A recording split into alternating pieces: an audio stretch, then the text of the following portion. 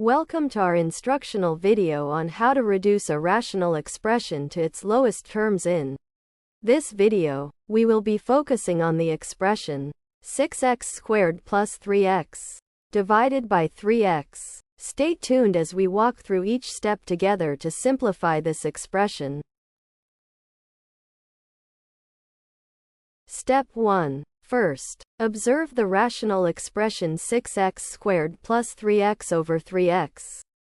The objective is to simplify this expression to its lowest terms. Begin by factoring out the greatest common factor in the numerator. The numerator 6x squared plus 3x can be factored as 3x times the quantity 2x plus 1. Therefore, the expression becomes 3x times the quantity 2x plus 1, all over 3x. Step 2. Next, simplify the expression by canceling the common factor in the numerator and the denominator.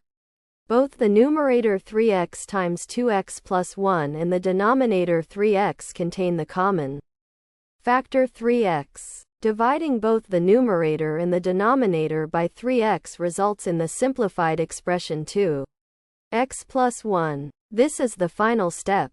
The rational expression 6x squared plus 3x over 3x is reduced to its lowest terms as 2x plus 1.